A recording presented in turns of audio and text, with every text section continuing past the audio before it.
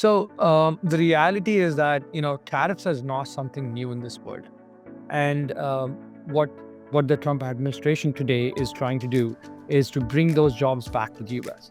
There will be a lot of automation investments and automations coming to remove the labor cost. It's not the U.S. government paying for a tariff; we are paying it to the U.S. government, and at the end of the day, we will have to pass it on to our consumer customers. Without going into the whole micro economics, right? It's for a common sense, a common man. It doesn't make sense, right? So what you probably better off doing than you probably encouraging people to invest in bipedal robotics to have more in-house manufacturing, right?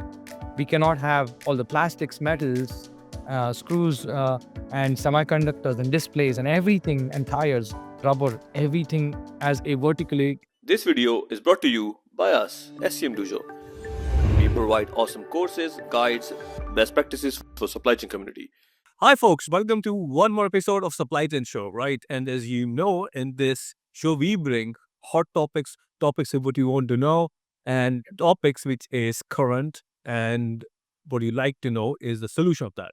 So, what is the hottest news right now? Which is Mr. President Donald Trump is putting tariffs. Like he wake up in the morning and put a tariffs in. He's almost playing a game of bingo. But whatever that it is creating a huge noise. It's impacting supply chain, impacting costs, impacting economies, impacting share price. As you've seen, there's a huge amount of share price going up and down. So it's very erratic. So I thought I want to talk to somebody who is expert in this subject and is on the ground. So what is the ground? The ground is United States of America. So I've been connected to Abhijit for some time. He is a senior director of a company called AEVA, or I think AEVA, right? Abhijit? AEVA. AEVA, right? They are first-tier automotive suppliers to one of the biggest automotive manufacturer, right? So I want to welcome Abhijit. How are you? Doing great, Mudassar. Thank you so much for having me over here. Really appreciate that. And hello to all the audience that you have as well. Hi, everybody. My name is Abhijit Supekar. I head supply chain for AEVA Technologies. We make LiDARs for automotive, industrial automation, as well as security kind of applications. And so, a very innovative technology bringing perception for everything is how we say it to to the world. And tariffs, as for every hardware company, AVA is also being faced with that. And so, a great topic to talk about, discuss, and how we all can learn from each other. But I'm here to share my views today with Mudassir and how we are going to drive this forward. So, doing great again, Mudassir. Thank you for asking me. Excited to be here. Very, very excited to be here. And uh, yeah, ground reality is hot. As hot as Can let's start with that, right? So we see news. News is one thing. I'm watching the all the thing. People are panicking and all that. But tell me, how's the, because you are really living it, right? So you are into manufacturing. You're importing parts. You're exporting your product, right? You have a customers in Germany stuff, and you have to import parts to make whatever you're making, right? So without going into, because I know your company into a high tech space, there's a lot of intellectual capital involved, intellectual property. I'm sure you cannot reveal everything based on our earlier conversation. So without going into any intellectual property infringement, just tell me the chaos on the ground right now. What's happening? right. So the reality is that tariffs is not something new in this world. Every single country starts with protectionism, if you will, and that's what drives the tariffs. You want to bring in manufacturing as one of the oldest profession among the oldest professions into your own country. You believe that you have the right skill sets, right people, and to do it. So again, tariff is not something new, and what what the Trump administration today is trying to do is to bring those jobs back to the U.S.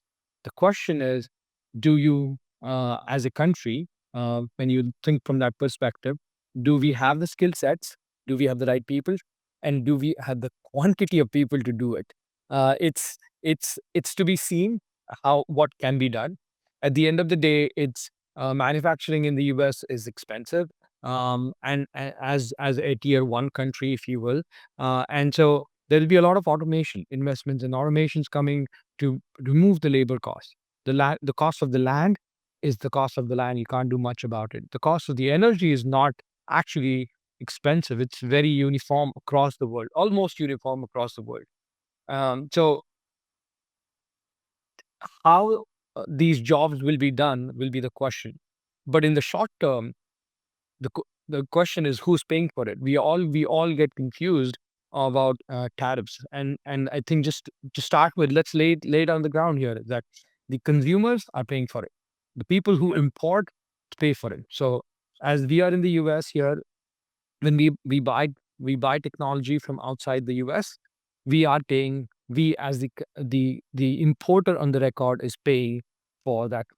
It's not the US government paying for a tariff. We are paying it to the US government, and at the end of the day, we will have to pass it on to our consumer customers at some point because otherwise companies cannot sustain. So I believe that the US citizens, the US people who are living here, are going to be paying for it for the tariffs that US imposes. Similarly, when other countries are going to put retaliatory tariffs, their citizens are going to pay for that tariff. What this does is that it makes the parts more undesirable to buy. But the question is, do we have the skill set to build it here or not? No, so I think I want to come back this whole point of the consumer at any country, or for example, if you're in China and in Chinese people, in USA, US people will be paying more. Then, without going into the whole micro economics, right? It's for a common sense, a common man. It doesn't make sense, right? So you are doing this to reduce the imports. So you want to bring back manufacturing, which is, I think, frankly speaking, is a pretty ridiculous idea, given the fact it should be moving towards more automation if you want to localize. And there's some really good case studies. That Tesla is 80-90% vertical integrated and built by robots, right? So what you probably better off doing than you probably encouraging people to invest in bipedal robotics to have more in-house manufacturing, right? The humans will not be making shoes. There's a lot of memes going around on LinkedIn on that topic, right? So it really makes no sense to me why you want to increase cost by doing that, by just importing that. Yeah, I think it all blows down to as you said, not to dive more into an economic session out here, but it's making it undesirable to buy from the outside. And when it's going to be undesirable to buy from the outside, then it's going to be more. There might be more reasons why that could be built within that country wherever it needs to be localized. But as we as humans have advanced, we all have had a niche of what people do and what they're good at. As you pointed out, it doesn't make sense to build shoes in the US.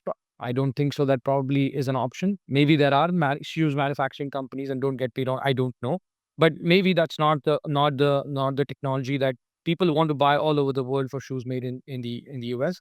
But there might be a very good business case for automobiles bought in the US or made in the US, or maybe a very high tech robotics being made in the US, maybe high tech sensors being made in the US. That's the top commodity, but everything under the hood is also coming from somewhere. We do not have a cluster. A cluster cannot be repeated in every single country. That is not. I don't think that's going to happen. For example, to build let's take the example of a car. We cannot have all the plastics, metals, screws, and semiconductors and displays and everything, and tires, rubber, everything as a vertically integrated in a single country. There will still be some trade, and the question is going to be about trade deficits, how that's going to be handled, and that's how the overall tariff war, I think, will play out, in my opinion. But So one of the yeah, go ahead. yeah, so just to extend this thought, I think you explained the both short term impact.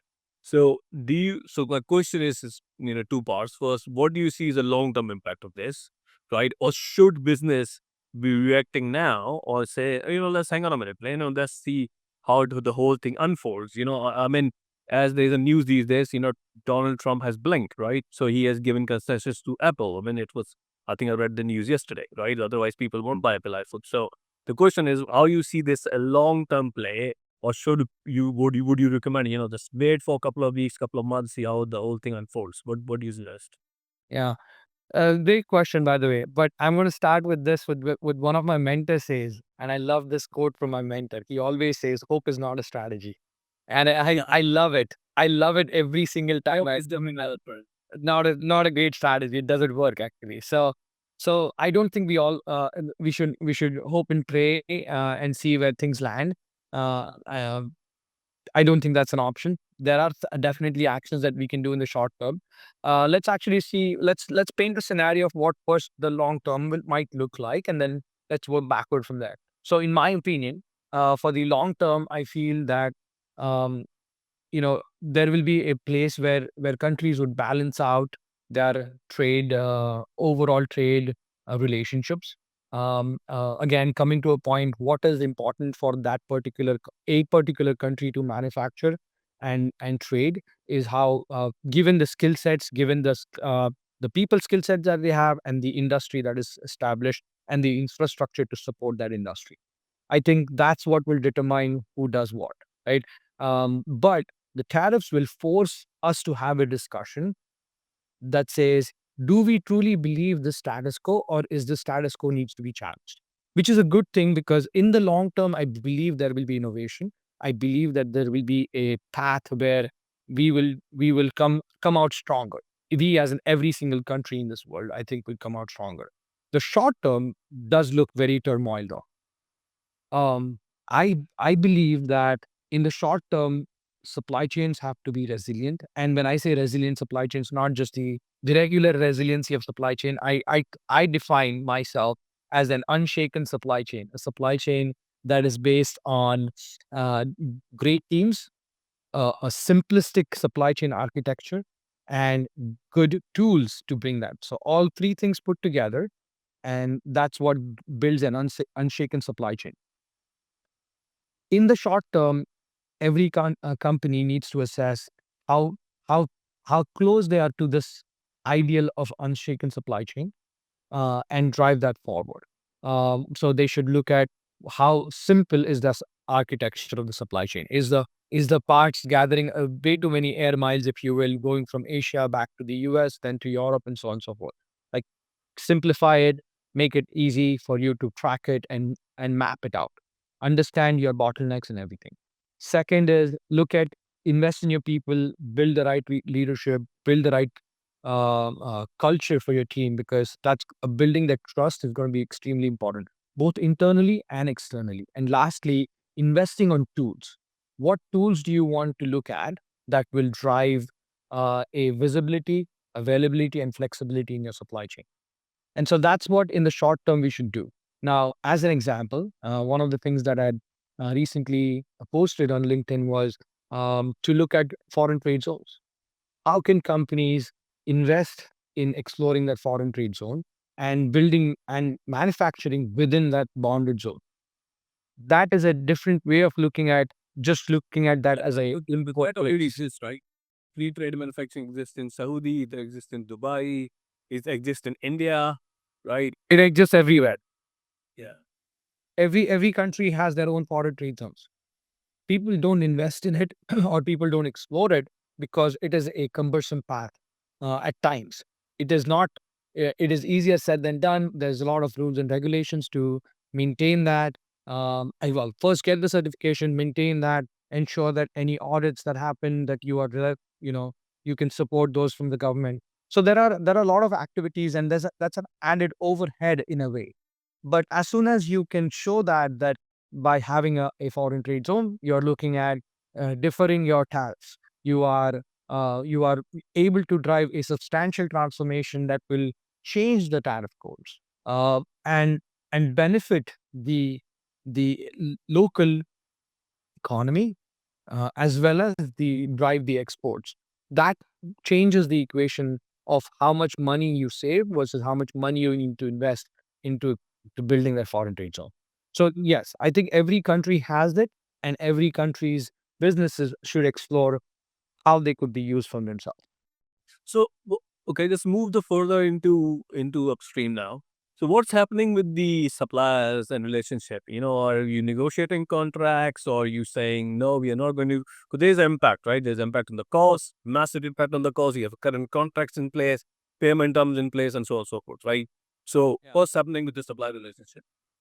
So, so the contracts are in a tough spot. Existing relationships are always being challenged, but I believe that it's never too late to start building and investing in your supplier relationships as partners, right? Mhm. And the partnership can be not just it's not just about how much you're making money today or how much business you have today, but it's the long term value of the business. And having these honest discussions with your suppliers, making them a part of your journey in innovations with innovation reviews and so forth to drive that discussion is going to be very, very, very important. And so that's something that is being happening right now in my world as well. We are absolutely ensuring that we are talking with our key suppliers, looking at the problem as it is versus trying to save a penny here or there. At the end of the day, we are all here to make money, and we have to compensate each other for the costs that we are seeing. Now, tariffs make it difficult, but so will the export tariffs make it difficult for the manufacturer. So let's say I have a supplier in a country that's outside the US. Let's just for the sake of it, let's say I have a supplier in China. I am talking with those suppliers to understand what are their current cost structures looking like to make this work. If I have to buy that at a 100% plus tariff, how is that going to come through? And so we are also looking at ways to do a substantial transformation within the local area, so that way we can utilize the right import codes while we do the right transformation out here. And so that's one of the discussions. Second discussion back in 2018 that I had with a lot of suppliers was we had actually split the tariffs. They wanted to still be a partner with the company I was working with then. They wanted the piece of the business. And so we split the tariffs. We said, you pay half, I pay half, and we take it. So if US had 25% tariff, then I paid 12 and a half, and the supplier bore the 12.5%, which basically made that I was taking that money and investing in the right relationships, right technologies, so the dependence on certain suppliers was becoming obsolete. So those are other activities that can happen from a supplier relationship. The most important part, I believe, that we all should realize is that these are tough discussions that we need to have, and we should not be ignoring them. The more you delay or procrastinate, the more difficult they're going to become. So might as well address them. Pick up that phone. Don't hesitate to talk to your suppliers. We're all humans. We're all here to make money. That's agree. So then, actually, the whole drive is coming from this whole nearshoring, bringing manufacturing back, right? So it's been 2, 3 weeks or more than 3 weeks about this turmoil. Do you see any rapid changes here? Is this like people are taking some serious decision? Okay, yeah, okay, I'm not going to buy parts from China. Let's find a supplier within USA. I know. I mean, it's this. I mean, the simple maths would be if I buy from China, let's assume there's 100% tariff. Then the part which cost me in $100, they're gonna cost me $200. There might be a supplier in USA or within vicinity for less than this price. So people have seriously start looking into nearshoring, inshoring, local sourcing. We always do that. We always do that because as our proto builds happen where time is of its ends, we already are invested with a lot of local partners, and I believe it's time to take a deeper look at what that would look like. If that suits the business, definitely something that we should be doing, and we might do that.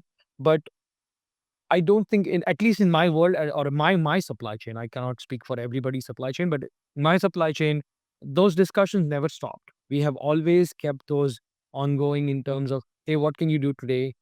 How more can you do? How much more can you do? We are, let's say, what can you do today in from my proto phase? What can you? How can you be a part of my NPI field? What can you do for my mass production? So, um, I think the question more relevant is, are the US companies, manufacturing companies, willing to invest in their capabilities as a technology capability and production capacities to meet this need for additional demand that they're expecting. And I don't think we are there yet. It's either still cost prohibitive, which hopefully the tariffs kind of situation will resolve, as in kind of not resolve it. It will, the cost won't change, but it might become palatable to at least explore that. But what is going to be the gate is the innovation. What can you do? That's what capabilities that you have. Two, what capacities you have. And three, what is the supporting infrastructure that you have to get it done? That is going to take time. And I think those discussions will be more on an exponential path on making that happen. But I don't think immediate actions will happen for mass production companies. Right. Okay, now that makes sense. But that moved the discussion into this whole cost versus innovation. So I used to work for Eaton, American company. I used to work for Bridgestone. When the things are good, then you got money to innovate. You got money to do events. You need money for development. So for my business, SCMDOJO, basically training. If you talk to any leader like us, they'll say, yeah, we should train people. We should develop people. It's very important, for career, for people, engagement. Yeah, nobody will say it's not. If you ask anybody what are your top 3 or top 5 topics, you will say team development training is one of them. Everybody says. Now, what's reality I'm facing is following. So we were working for 5 senior VPs. We are talking about team of 10 people, 15 people sign up for a SMDO platform, and this tariff thing hits and it got blocked. Even the PO was raised, everything was done. We were trying to get on board. Only, I think, out of 5 deals, only 1 has gone through. 1 is thinking, and 3 is saying, let's, wait for the storm to calm down and we'll get back, right? It- It's just a knee-jerk reaction. It doesn't mean the team training or developer is not important. It's just knee-jerk, because when the cost goes up, everybody just jump into that, and the innovation and the whole thing goes out of the window, right? Now, US Silicon Valley is a hub of innovation, known for it. You work in a, very, tech-heavy startup. That's what you guys do. So with this rising cost, where is the focus shifting? Or your organization saying, yeah, don't worry about the cost. We got goods to deliver. We got innovative goods. We got to be fine. Or less focused on cost. I think cost, well, startups cost is always very important because it's kind of a survivability question. But I'm going to answer your question in a first using another analogy from a different era of things, or different commodity space. Take the memory semiconductor industry, right? It is a very cyclical industry. They invest in capacity. The prices, they have more supply. Prices drop. When the prices drop, they don't have the investments to make in more capacity. Um, the demand has caught up, so there is a price increase. Once they make enough money, and after everybody's paid, then they put it in their investments. The investments pan out after about 18 months to 24 months. That's when the capacity starts showing up, and again, cycle goes up and down, up and down. I think, unfortunately, from an innovation perspective, um, it doesn't work that way. Uh, if we do not continue to invest in developing the skill sets of the people, or invest in innovation, especially for startups, I think that's doomsday pretty soon. Um, in my opinion, again, my opinion is that innovation is something that will suffer, unfortunately, as a reality, as you talked about, as a knee-jerk reaction. But that, having said that, um, it should, if you are pragmatic about it, I wouldn't take the money from that bucket. You have to find a different bucket to to fulfill the gap, right? Be it you are looking at different uh, ways to consolidate your bill of material and hence driving your BOM, or you are improving your quality metrics, so your total cost of ownership is different. Give me 1 second. I think, boss, you're sorry about that. Yeah. So the way we are tackling the problem here is we are actually investing more in quality at this point of time. We want to make sure that our quality is top notch, so that the customers get a product that they do not have to think about return. We do not have to think about returns. It should work to the specs that we want, and that is how we ensure that customers are happy and keep coming back. By reducing our total cost of ownership because our cost of quality has gone down, we are trying to compensate that with the increased cost of production. So there is a quick in play, but it's a future. No, that's a great process. The whole classic theme of cost, quality, delivery, and lead time, right? So if you still have to go on all four things to be competitive in the field or in the market you're serving, that's great. Thanks out you're not making parts for Cybertruck. I would be very it's a joke. 4 recalls in 18 months, pretty bad, I guess. Anyway, moving forward. So, from your experience, you explain the whole short-term, long-term relationship. You only talk about uh, a resilient supply chain in this circumstance. So, from a supply relationship perspective, so how a good or strong buyer-supplier relationship look like, which I may call it uh, tariff-resilient supply chain relationship. How the tariff-resilient supply chain relationship look like? Tariff resilient. That's a great word. Maybe I should actually start thinking about what would that mean. But top of my mind, um, a supply relationship that is, if it's not based on trust, then forget it, man. It's why is your money more green than mine? It is not, right? It is. We all use the same currency, same dollar, same whatever pound that we would be using essentially, but it's the same at the end of the day. If the suppliers have to prioritize you, you have to be you have to have invested in that relationship, and trust is not built overnight. So I always, again, quoting my same mentor here, you need to build trust, which takes time, and to do that we have to. You can. What could you name that mentor? Also, Oh no, no secrets, no secrets. Kevin Purser, he's a great friend and a great mentor to me. He is the chief operating officer for the company called Humane, and I'm sure he'll be doing great things in his life. you made Yes, the AI app chip, the chip one. Yeah, they didn't do well, do they? They end up selling. the company didn't do great, but I'm sure he's going to do fantastic. He's That's fantastic. At least I think there's this selling the tech to either Meta or Google, one of the other, right? I'm not sure. no. So HP bought them. HD were on, okay. That's we bought them, but the valuation was like less than half. But anyways, separate. Because I was following that story because he's an Apple guy, right? He's Apple, like founder and his wife. Anyway, my last question is, let's talk about my favorite topics, HS codes and tariff codes and all that, right? So if you look into this part of the equation, right? So the Incoterms, the HTS codes, they play a big part in defining tariff documentation, all this. So in this turmoil, what's changing? What do you think? And if changing, what going to stay? What is not going to stay? What do you see at your end?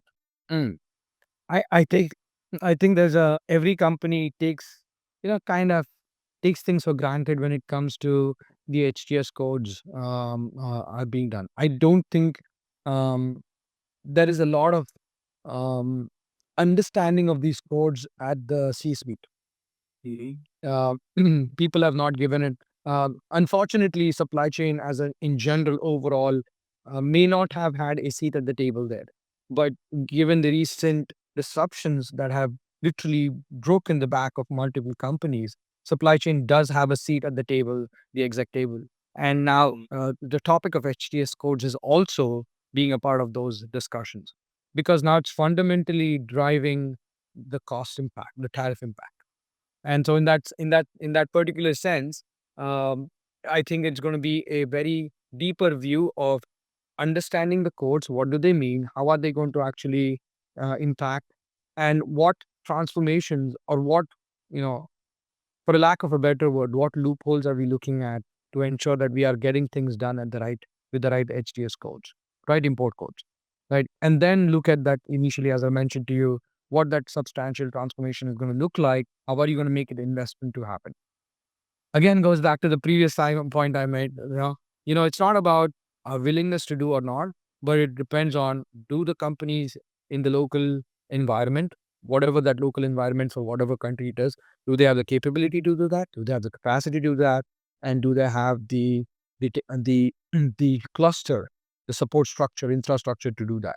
One person cannot just say, I'm going to do everything vertically integrated. It has to come across as a collective effort. So all of these things need time, and STS codes and substantial transformation is one of the key points in that journey.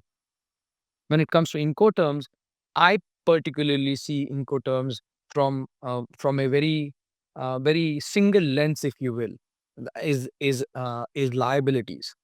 As a customer or as a procurement professional, I do not and not wanting to have all the liabilities until it reaches my doorstep. My preference always is to go at least for DAP, right? Not the delivery duties paid, but delivery at place, and the supplier can take the responsibilities to deliver. It's not about just that, hey, I don't want to take care of the parts that I'm buying, but the belief stems from the point that they are the ones who made it. They are the best people to transport it, because then they know what does it need for that part to arrive safely. Since I am the customer of it, I may not be getting that appropriately. So that's how I look at it. Something to keep in perspective. And I'd like at least my supply chain to be being more um, driven towards DAP terms when possible. But at the same time, suppliers may not want that. They don't see that. They may not see that they take the responsibility.